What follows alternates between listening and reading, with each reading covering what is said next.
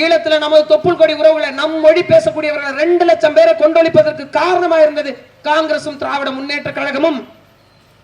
அறிவிச்சிருந்தவர்களை, உங்கள் பிள்ளை குடிப்பதை நீங்கள் ரசிக்கிறீர்களா? வீதிக்கு வீதி சாராய கடைகளை திறந்து வைத்துவிட்டு படிக்கின்ற பிள்ளைகள் எல்லாம் குடிக்கின்ற பிள்ளையாக மாற்றி வச்சிருக்கிறது அரசாங்கம். ஒரு அரசாங்கம் செய்யக்கூடிய வேலையாது. ஒரு அரசாங்கம் எதை தரணும்? கல்வியை முறையா தரணும், மருத்துவத்தை முறையா தரணும், குடிநீரை முறையா தரணும், சாலையை சரியா போடணும், குடிசைகளற்ற பகுதியாக மாற்றி கொடுக்கணும், படித்தவருக்கு வேலை கொடுக்கணும். இதற்குத்தான் அரசாங்கம் கட்டமைக்கப்பட்டது. மாறாக இந்த அரசாங்கம் என்ன செய்து கொண்டிருக்கிறது? சாராய கடை நடத்தி கொண்டு, சாராய கடை நடத்தித்தான் ஒரு நாடு நடத்த வேண்டும் என்றால் அது நாடு அல்ல, சுடுகாடு. எப்படிப்பட்ட சூழ்நிலை நீங்க உருவாக்கி வச்சிருக்கீங்க பாருங்க. நீங்க கட்சிக்காகவும் சின்னத்துக்காகவும் வாக்கு செலுத்துறீங்க. எந்த கட்சியும் போய் அங்க பாராளுமன்றத்தில் டெல்லியில உட்காராது, எந்த சின்னமும் போய் அங்க உட்காராது. நீங்க எந்த வேட்பாளரை தேர்வு செய்கிறீர்களோ அவங்க தான் போய் அங்க உட்கார்ந்து பேசுவாங்க. அவங்க உங்களுக்கானவர்களா? உங்கள் பிரச்சனை தெரியுமா? எந்த களத்தில் அவங்க வந்து நின்றுக்கிறாங்க? இது வரைக்கும் கை சின்னத்தில் போட்டியிடக்கூடிய மரியாதைக்குரிய சுதா அவர்கள் கும்மிடி பூண்டி சென்னை தாண்டி அந்த ஊர்ல இருந்து இங்க வந்து நிக்கிறாங்க. என்ன பிரச்சனை தெரியும் அவங்களுக்கு? இந்த 6 தொகுதியில் இந்த மக்கள் சந்திச்ச பிரச்சனை ஏதாவது ஒன்றை பத்தி அவங்க பேசியிருக்காங்களா? இது வரைக்கும் ஓட்டு கேட்டு கிராமப்புறங்களுக்கு அவங்க வந்திருக்காங்களா? முகமே தெரியாத ஒருத்தர் எப்படி நீங்க பாராளுமன்றத்துக்கு உங்களுடைய பிரதிநிதியை அனுப்புறீங்க? பாராளுமன்றத்திலே பேசக்கூடியவர் உங்கள் பிரச்சனைகளை, உங்களுக்கான சட்டத்திட்டங்களை உங்களின் குரலாக போய் பேசணும். அந்த நபரை தான் நீங்க தேர்ந்தெடுத்து வைக்கணும். அண்ணன் பாபு அவர்கள் ரெட்டலை சின்னத்துல போட்டியிடுறாரு. அவர் இதுவரைக்கும் எங்கேயாவது பொதுமக்கள் பிரச்சனைக்காக நான் பேசியிருக்கேன். ஒரே ஒரு காணொலி காட்டுங்க, ஒரே ஒரு காணொலி. அவர் ஒரு தொழிலதிபர். தொழிலதிபர் லாபம் பார்ப்பாரா, சேவை செய்வாரா? ஆனா உங்கள் வீட்டு பிள்ளை காளியம்மாள் 15 ஆண்டு காலம் இந்த களத்தில் நின்றிருக்கு. 15 ஆண்டு காலம் குடும்பத்தை கூட கவனிக்காம, என் சொந்த வாழ்க்கையை கூட கவனிக்காம 15 ஆண்டு காலம் மக்கள் களத்தில், போராட்ட களத்தில் நின்றிருக்கேன். காவிரி நதிநீர் பிரச்சனைக்கு போராடி இருக்கிறேன், கச்சத்தீவு பிரச்சனைக்கு போராடி இருக்கிறேன். இன்னும் சொல்ல போனால் இந்த ஜிஎஸ்டி வரி, வேளாண் சட்டம், இஏஏ சட்டம், அணுமின் நிலையம், அனல் மின் நிலையம், ஓஎன்ஜிசி போராட்டம், ஹைட்ரோ கார்பன், மீத்தேன், ஈத்தன், எல்லா போராட்டமும், பெண்களுக்கு எதிரான பாலியல் வன்கொடுமை போராட்டம், மணிப்பூர் கலவரத்துக்கான போராட்டம், கிருஷ்ணகிரி குறவர்குடி பெண்களை பாலியல் வன்கொடுமை செய்த போராட்டம் என்று மாவட்டமாக நான் போகாத மாவட்டமே கிடையாது, போராடி இருக்கிறேன். ஆனா நாங்கள் நிராகரிக்கப்படுகிறோம். என்ன காரணம்னா, ஏழை, என்கிட்ட பணம் இல்லை. காசு இருப்பவர்கள் மட்டும்தான் அதிகாரத்துக்கு போக வேண்டுமா அறிவிச்சிருந்தவர்களே? அப்ப எளியோருக்கான சட்டமும் திட்டமும் வகுக்கப்படவே கூடாது. அப்படியா? ஓட்டுக்கு 500 ரூபாய் 1000 ரூபாய் பணம் தான் தேர்தல் என்றால் எவன் காசு வச்சிருக்கானா அவங்க ஏலம் எடுத்துட்டு போயிட வேண்டியதானே? எதுக்கு ஜனநாயகம், எதுக்கு அரசியல் அமைப்பு, எதுக்கு தேர்தல்? வெறும் 500 ரூபாய் 1000 ரூபாய் எதை தந்துவிடும்? பொள்ளாச்சியில பெண்களுக்கு எதிரான குற்றங்கள் நடந்தது, அதுக்கான நீதியை தந்துருமா?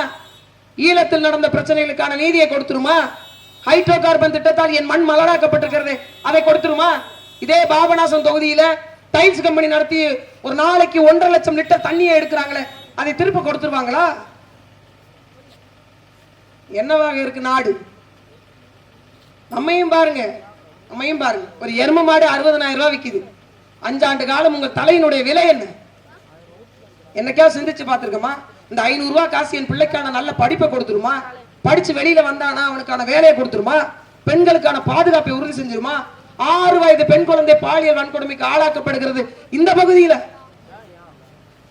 இதே தமிழ்நாட்டில் என்ன நீதி கிடைச்சிருச்சு? அதிகபட்சம் 7 ஆண்டுகள் கழித்து அவங்களுக்கான தண்டனை வழங்கப்படுகிறது. 7 ஆண்டு 8 ஆண்டு. இது சரியான வாய்ப்பு. சிந்திச்சு பார்த்து வாக்கு செலுத்துங்க. சும்மா கட்சிகளுக்காக, சின்னத்துக்காக, இலவச திட்டங்களுக்காக, ஓட்டுக்கு பணம் கொடுக்கிறாங்கன்னு ஓட்டு போட்டு நம் வீணாய் போனது போதும். ஒரே ஒரு முறையாக உங்களுடைய குரலாக, உங்களுடைய பிரச்சனைகளை தீர்க்கின்ற விதமாக ஒரே ஒரு முறை ஒரு சாதாரண வீட்டு பிள்ளையை நமக்கான சட்டத்திட்டத்தை வகுத்துக் கொள்ள பாராளுமன்றத்துக்கு போக வேணும்னு நீங்க நினைச்சீங்கன்னா மைக்கு சின்னத்துக்கு வாக்கு செலுத்துங்க. மைக்கு சின்னத்துக்கு வாக்கு செலுத்துங்க. வலிமை தாங்க. எளிய மக்களுக்கான அதிகாரம் நடக்கவே கூடாதா? எளிய மக்களுக்கான அரசாங்கத்தை உருவாக்கவே கூடாதா? எப்பதாங்க பாராளுமன்றத்துக்கு போக முடியும்? பணக்காரர்களா இருந்தா போலாம், அரசியல்வாதி வீட்டு வாரிசா இருந்தா போலாம், ஆதிக்க சக்திகள் இருந்தா போலாம். எளிய மக்களுக்கான அரசாங்கத்தை என்று உருவாக்குறோமோ அன்றைக்கு தான் சரியான ஜனநாயகம் உருவாக்கும். அதனால அறிவிச்சிருந்தவர்கள் புரிந்து கொண்டு வாக்கு செலுத்துங்க. வலிமை தாங்க. ஓட்டு பெட்டியில 5வது இடத்துல இருக்கு. நீங்கள் ஒரு முறை செலுத்துகின்ற வாக்கு உங்கள் தலைமுறையை காக்கும்.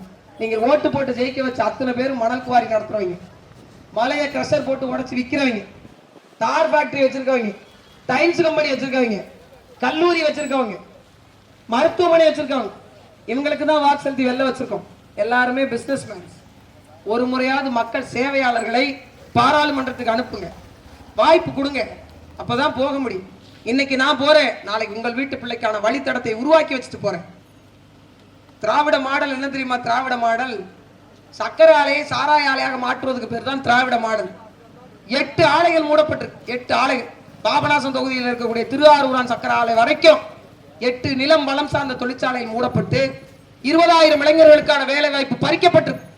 2 லட்சம் விவசாய குடும்பங்களுடைய வாழ்வாதாரம் முற்றிலுமாக துடைக்கப்பட்டு, இதெல்லாம் மீட்டு உருவாக்கம் செய்து மீண்டும் அவர்களுக்கான வேலை வாய்ப்பையும் வாழ்வாதாரத்தையும் உறுதி செய்ய மைக்கு சின்னத்துக்கு வாக்கு செலுத்துங்க. இவ்வளவு பெரிய கடத்தரு, ஒரு லைட் இல்ல, விடியல் அரசம் திராவிட மாடல்ல வருது. இதெல்லாம் குறிப்பெடுத்து வச்சுக்கங்க. மாறுங்க. நீங்கள் மாறாம எது ஒன்றை மாற்ற முடியாது. ஒரு முறை நீங்கள் செலுத்துகின்ற வாக்கு அடுத்த தலைமுறையின வளத்தை காக்க வேண்டும் என்றால், நிலத்தை பாதுகாக்க வேண்டும் என்றால் மைக்கு சின்னத்துக்கு வாக்கு செலுத்துங்க. எளிய மக்களின் குரல் பாராளுமன்றத்தை ஓங்கி ஒலிக்க மைக்கு சின்னம் ஓட்டு பெட்டியில 5வது இடத்துல இருக்கு. வாக்களிங்க, வாழ்வழிவிங்க. நன்றி, வணக்கம். நாம் தமிழ்.